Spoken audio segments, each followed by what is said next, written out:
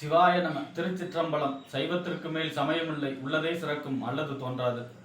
நான் உங்கள் அஸ்ட்ரோ சின்னதுரை, பிளிமிசை கூத்தூர், பெரம்பலூர் மாவட்டம். செவ்வாய் திசையில் சந்திர புத்தி பலன். அதாவது பார்த்தீங்கன்னா, ஜோதிட சாஸ்திரத்தில் தசா புத்தி தான் ஒருவருக்கு மிகவும் முக்கியமான விஷயம்.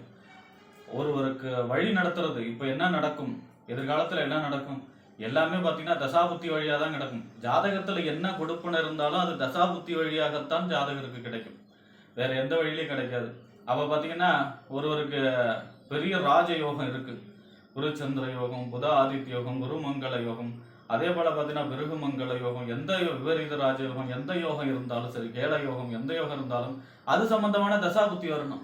அந்த தசாபுத்தி வந்தால் தான் அவருக்கு அந்த யோகம் கிடைக்கும். அப்படி இல்லைன்னா அவருக்கு கிடைக்காது, கை கட்டுனது வாய் கட்டாமல் போய்ட்டுரும். அதுவே பார்த்தீங்கன்னா அதுவும் சரியான வயசில் கிடைச்சாதான் அந்த யோகமும் கிடைக்கும், அது பயன்படும்.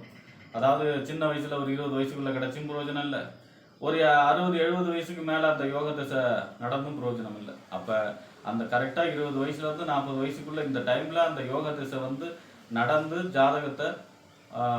ஜாதகருக்கு யோகத்தை செய்யும், அதுதான் அவருக்கு பயன்படும். அதாவது கரெக்டாக பார்த்தீங்கன்னா ஒரு தசாபுத்தி யோக தசை வந்ததுன்னா 3 தலைமுறைக்கு தேவையான சொத்தை சேர்த்து கொடுத்துட்டும் போகும்.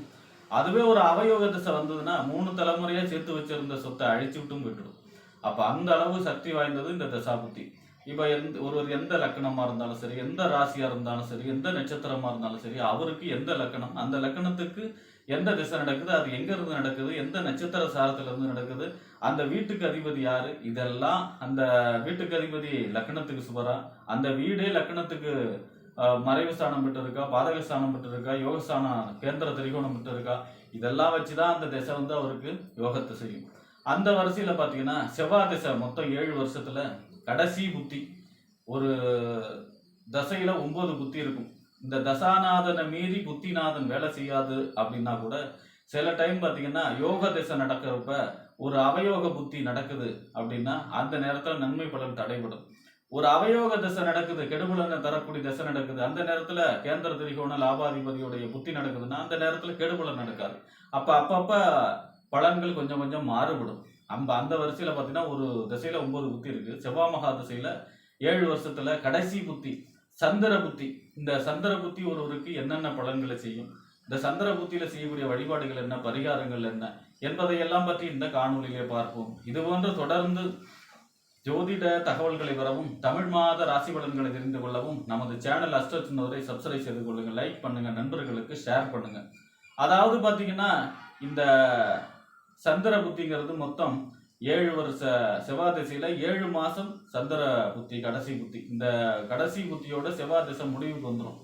அப்ப பாத்தீங்கன்னா செவ்வாய் திசையில செவ்வாய் புத்தியில ஆரம்பிச்சு செவ்வாய் திசையில சந்திர புத்தியில முடிஞ்சிடும். இந்த சந்திர புத்திங்கிறது 7 மாச காலம். 7 மாசமும் பாத்தீங்கன்னா சந்திரன் அப்படிங்கிறவர் யார் அப்படின்னா தாய் கிரகம், மனசு கிரகம், சாப்பாடு, உணவு, தண்ணி சம்பந்தமான கிரகம். அதே போல பாத்தீங்கன்னா அந்த சந்திரன் பாத்தீங்கன்னா மகாலட்சுமியின் சகோதரர், செல்வ வளத்துக்கு அதிபதி, சுக்கர திசைக்கு ஈக்குவலான செல்வ வளத்தை கொடுக்கக்கூடிய கிரகம். பௌர்ணமி சந்திரன் குருவை விட சுபர் அப்படிங்கிறாங்க. குருதான் அவகிரகத்துல சுபகிரகம் 100%. அதை விட சுபர் பௌர்ணமி சந்திரன் அப்படின்னு சொல்லப்படுகிறது. அவ்வளவு சிறப்பு வாய்ந்தவர் சந்திரன். அப்ப செவ்வாய் திசையில சந்திர புத்திங்கிறது மிகுந்த நற்பலன்களை தரும். இதுல பாத்தீங்கன்னா சந்திரன் வளர்பிரியாக இருக்கும் பொழுது சுபராகவும், தேய்பிரையிலா இருக்கும் பொழுது அசுபராகவும் செயல்படக்கூடியவர் சந்திரன். இப்போ பார்த்தீங்கன்னா இந்த சந்திரன் அதாவது பார்த்தீங்கன்னா வளர்பிறை தேய்பிறைன்னு எப்படி கண்டுபிடிக்கிறதுன்னு பார்த்தீங்கன்னா சூரியன்லேருந்து 7 ராசிக்குள்ளே இருந்ததுன்னா வளர்பிறை, சூரியன்லேருந்து 7 ராசிக்கு மேலே அந்தாண்டு போயிடுச்சுன்னா உங்களுக்கு தேய்பிறை அப்படின்னு கணக்கு எடுத்துக்க வேண்டியதான். இந்த சந்திரன் பார்த்தீங்கன்னா 7 மாத காலத்துலையும் கேந்திரம் 1ஆம் இடம், 4ஆம் இடம், 7ஆம் இடம், 10ஆம் இடம், திரிகோணம் 1ஆம் இடம், 5ஆம் இடம், 9ஆம் இடம், இந்த மாதிரி கேந்திர திரிகோணத்தில் இருக்கிறதும், குருவோட சேர்ந்திருக்கிறதும், சுக்கிரனோட சேர்ந்திருக்கிறதும், செவ்வாயோட சேர்ந்திருக்கிறதும், சூரியனோடையும் சேர்ந்திருக்கலாம், அமாவாசை யோகமா செயல்படும். அப்ப அதுலயும் பாத்தீங்கன்னா சூரியனுக்கு 7 இருக்கிறது ரொம்பவும் சிறப்பான யோகத்தை செய்யும், பௌர்ணமி யோகமா வேலை செய்யும், மிகப்பெரிய நல்ல நிலைமையை கொண்டு வந்து சேர்க்கும் ஜாதகருக்கு. அப்ப அந்த வரிசையில பாத்தீங்கன்னா கேந்திர திரிகோணம் சுபர் சேர்க்கை பெற்று சந்திர புத்தி நடக்கும் பொழுது செவ்வாய் திசையில 7 மாசமும் மிகப்பெரிய நன்மை இருக்கும். பூமி யோகம், நிலம் வாங்குறது, இடம் வாங்குறது, போர் அடிக்கிறது, செல்வ செழிப்பு கொடுக்கறது, வெளிநாட்டு யோகம் கிடைக்கிறது. அதே மாதிரி பார்த்தீங்கன்னா உங்களுக்கு வீடு கட்டக்கூடிய யோகம், ஒரு மங்களகரமான அனைத்து விதமான சுக சௌகரியங்களும் கிடைக்கும். குடும்ப வாழ்க்கைக்கு என்னென்னலாம் தேவையோ அஷ்ட ஐஸ்வர்யங்களையும் கொண்டு வந்து தரும் இந்த சந்திர புத்தி செவ்வாய் மகாதசையில மிகுந்த நற்பலன்களை செய்யும். இதுவே பார்த்தீங்கன்னா சந்திரன் உங்களுக்கு 6, 8, 12ல மறைஞ்சு பகை நீச்சமாய் ராகு கேது சனியோட சேர்ந்து இருந்து புத்தி நடந்தா நற்பலன்கள் ஏற்படாது. என்ன பலன்கள் ஏற்படும்? சாப்பாடு சம்பந்தமான நோய்கள், நீரில் கண்டம் ஏற்படக்கூடிய அமைப்பு, அதே மாதிரி பார்த்தீங்கன்னா தாயாருடைய உடல்நிலை பாதிக்கக்கூடிய அமைப்பு, தாய் வர்க்கத்துக்கு தோஷத்தை செய்யக்கூடிய அமைப்பை செய்யும். அதே போல பார்த்தீங்கன்னா சந்திரன் மனசுக்காரகன், மனசு சம்பந்தமான பிரச்சனைகள், மனநிலை பாதிப்பு எல்லாம் கொடுக்கக்கூடிய அமைப்பாக இருக்கும். அதே போல பார்த்தீங்கன்னா தாயுடன் விரோதம் ஏற்படக்கூடிய அமைப்பு, சொத்து வகையில பிரச்சனை ஏற்படக்கூடிய அமைப்பு, தாய் வழி சொத்துல பிரச்சனை ஏற்படக்கூடிய அமைப்பு, இந்த மாதிரியான கெடுபலன்கள், சாப்பாடே விஷமா போறது, அந்த மாதிரியான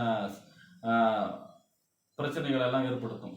அப்ப பாத்தீங்கன்னா இந்த சந்திரன் உங்களுக்கு பாசிட்டிவா இருந்தாலும் சரி அல்லது நெகட்டிவா இருந்தாலும் சரி, சுபர் கேந்திர திரிகோணத்துல சுபர் சேர்க்கை இருந்தாலும் சரி, 6, 8, 12ல பகை நீச்சமாய் அசுபர் சேர்க்கை இருந்தாலும் சரி, சந்திரனுடைய அதிதேவதை பார்வதி, அம்பாள் வழிபாடு செய்ய வேண்டும். 7 மாத காலம் ஒரு தடவையாவது நீங்க திருவையாறுக்கு பக்கத்துல இருக்கிற திங்களூர் போய் திங்கக்கிழமை வெண்பட்டு மல்லிகை பூசாற்றி வழிபாடு செய்கிறதும், அப்படி இல்லைன்னா பக்கத்துல இருக்கிற அம்பாளுக்கு ஒரு பௌர்ணமிக்கும், ஏன்னா பௌர்ணமியில் தான் சந்திரன் முழு பவரா இருக்கக்கூடிய நாள், ஒரு பௌர்ணமிக்கும் 27 எலுமிச்சம்பழ மாலை கோத்து சந்திரனுடைய நட்சத்திரம், அதாவது மனைவிமார்கள் 27 நட்சத்திரம் இல்லையா, அப்ப அந்த 27 எலுமிச்சம்பழ மாலை கோத்து ஏதாவது ஒரு அம்மனுக்கு சாத்திட்டு வந்தீங்கன்னா செவ்வாய் மகாதசையில சந்திர புத்தியில உங்களுக்கு நினைத்த காரியம் எல்லாம் கைகூடும்.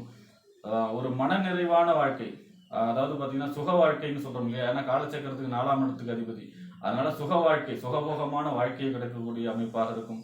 சுக போஜனம், நல்ல சாப்பாடு, நல்ல உறக்கம், நல்ல வீடு, நல்ல மக்கள், நல்ல மனைவி, வீடு, நிலப்புல சேர்க்கை, மன அமைதி, மன மகிழ்ச்சியாக இருக்கக்கூடிய நல்ல புத்தியாக நல்ல காலமாக செவ்வாய் மகாதசையில சந்திர புத்தி அமையும் என்று கூறி விடைபெறுகிறேன். நன்றி, வணக்கம்.